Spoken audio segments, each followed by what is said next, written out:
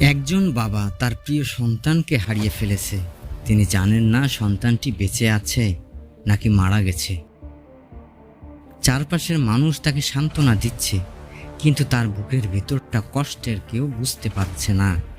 তবুও তিনি আল্লাহর বিরুদ্ধে কোনো অভিযোগ করলেন না, বরং বললেন, আমি তো আমার দুঃখ, কষ্ট, অভিযোগ কেবল আল্লাহর কাছেই করেছি। তিনি ছিলেন আল্লাহর নবী হযরত ইয়াকুব আলাইহিসসালাম। আসসালামু আলাইকুম ওয়া রাহমাতুল্লাহ। প্রিয় ভাই ও বোনেরা, আজকের ঘটনাটি আমাদের শেখাবে, বিপদ যত বড়ই হোক, আল্লাহর উপর ভরসা হারানো যাবে না। ভিডিওটি মনোযোগ দিয়ে শেষ পর্যন্ত দেখার অনুরোধ রইল। হযরত ইয়াকুব আলাইহিসসালামের অনেক সন্তান ছিল। তাদের মধ্যে হযরত ইউসুফ আলাইহিসসালাম ছিলেন অত্যন্ত প্রিয়। ইউসুফ আলাইহিসসালাম একদিন তার বাবাকে বললেন, তিনি স্বপ্নে দেখছেন সূর্য, চাঁদ এবং 11টি নক্ষত্র তাকে সিজদা করছে। ইয়াকুব আলাইহিসসালাম বুঝতে পারলেন এই স্বপ্নের মধ্যে ভবিষ্যতের একটি বড় ইঙ্গিত রয়েছে।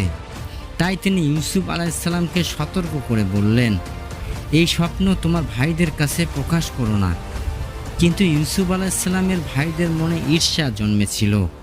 তারা ভাবল, বাবা ইউসুফকে আমাদের চেয়ে বেশি ভালোবাসছেন। এক পর্যায়ে তারা ইউসুফ আলাইহিসসালামকে নিয়ে গেল এবং তাকে একটি কূপের মধ্যে ফেলে দিল। এরপর তারা বাবার কাছে ফিরে এসে মিথ্যা কথা বলল, ইউসুফকে নাকি একটি নেকড়ে খেয়ে ফেলেছে। তারা ইউসুফ আলাইহিসসালামের জামায় মিথ্যা রক্ত লাগিয়ে নিয়ে এসেছিল। কিন্তু ইয়াকুব আলাইহিসসালাম বুঝতে পারলেন ঘটনাটি এমন নয়। তিনি বললেন, বরং তোমাদের মন তোমাদের জন্য একটি বিষয় সাজিয়ে দিয়েছে, সুতরাং উত্তম ধৈর্যই আমার জন্য। ভাবুন তো, একজন বাবা তার প্রিয় সন্তানকে হারিয়েছেন, তার উপর নিজের সন্তানের কথার মধ্যেও তিনি মিথ্যার গন্ধ পেয়েছেন, কিন্তু তিনি প্রতিশোধ নিলেন না। তিনি আল্লাহর ওপর ভরসা করলেন। বিচ্ছেদের দীর্ঘ পরীক্ষা এরপর অনেক বছর কেটে গেল।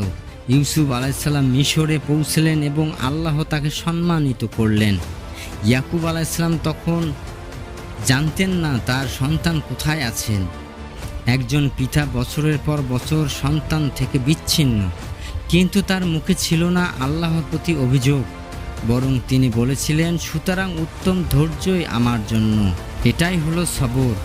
সবর মানে এই নয় যে মানুষের কষ্ট হবে না। সবর মানে কষ্টের মধ্যেও আল্লাহর উপর বিশ্বাস অটুট রাখা। আরও বড় পরীক্ষা, পরবর্তীতে ইয়াকুব আলাইহিসসালামের আরেক সন্তানকেও তারা মিশরে নিয়ে গেল। ফলে তার দুঃখ আরও বেড়ে গেল। কুরআনে এসেছে, তিনি তাদের থেকে মুখ ফিরিয়ে নিয়ে বললেন, হায় ইউসুফের জন্য আমার আফসোস। অতিরিক্ত শোকে তার চোখ সাদা হয়ে গিয়েছিল। কিন্তু আশ্চর্যের বিষয়, এত কষ্টের পরেও তিনি আল্লাহর রহমত থেকে নিরাশ হয়নি। তিনি সন্তানদের বললেন, তোমরা যাও এবং ইউসুফ ও তার ভাইয়ের সন্ধান করো, আর আল্লাহর রহমত থেকে নিরাশ হইও না। কি অসাধারণ শিক্ষা! যখন পুরো পরিস্থিতি দেখে মনে হচ্ছে সব শেষ, তখনও একজন মুমিন বলে, আল্লাহর রহমত থেকে নিরাশ হইও না। অবশেষে আল্লাহর ইচ্ছায় সেই বিচ্ছেদের অবসান হলো। ইউসুফ আলাইহিসসালামের পরিচয় প্রকাশ পেল। বছরের পর বছর বাবা ও ছেলের দেখা হলো। যে বাবা এত বছর কেঁদেছেন, সেই বাবার চোখের সামনে তার সন্তান ফিরে এলো। আর ইউসুফ আলাইহিসসালাম তার পিতা মাতাকে সম্মানের সঙ্গে নিজের কাছে তুলে নিলেন। তখন সেই পুরনো স্বপ্নের বাস্তবতায় প্রকাশ পেল। ইউসুফ আলাইহিসসালাম বললেন, হে আমার পিতা, এটাই আমার আগের স্বপ্নের ব্যাখ্যা। প্রিয় দর্শক, হযরত ইয়াকুব আলাইহিসসালামের এই ঘটনা আমাদের কয়েকটি বড় শিক্ষা দেয়। প্রথমত, বিপদের পড়লে আল্লাহর উপর ভরসা করতে হবে। দ্বিতীয়ত, কষ্ট পেলেও আল্লাহর রহমত থেকে নিরাশ হওয়া যাবে না। তৃতীয়ত, সবর মানে কষ্ট না পাওয়া নয়, বরং কষ্টের মধ্যেও আল্লাহর সিদ্ধান্তের ওপর বিশ্বাস রাখা। আর সবচেয়ে বড় শিক্ষা, আজ আপনার জীবনে যে কষ্ট চলছে, সেটাই হয়তো আপনার গল্পের শেষ অধ্যায় নয়। হয়তো আল্লাহ আপনার জন্য এমন কিছু রেখেছেন যা আপনি এখনও দেখতে পাচ্ছেন না।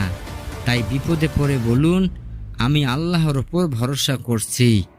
আল্লাহ আমাদের সবাইকে ইয়াকুব আলাইসাল্লামের মতো ধৈর্য এবং আল্লাহর ওপর অটুট বিশ্বাসী বানিয়ে দিন। আমিন। ভিডিওটি ভালো লাগলে লাইক দিন, অন্যদের সঙ্গে শেয়ার করুন এবং এমন ইসলামিক বিষয়ের ভিডিও পেতে চ্যানেলটি সাবস্ক্রাইব করে পাশে থাকা বেল আইকনটি চাপ দিয়ে রাখুন। ভাই ও বোনেরা, আমাদের উচিত প্রতিদিন তওবা করা এবং ছোট বড় সব গুনাহ থেকে বাঁচার চেষ্টা করা। ভিডিও ভালো লাগলে লাইক, শেয়ার আর চ্যানেলটি সাবস্ক্রাইব করতে ভুলবেন না। জাযাকাল্লাহু খায়ের।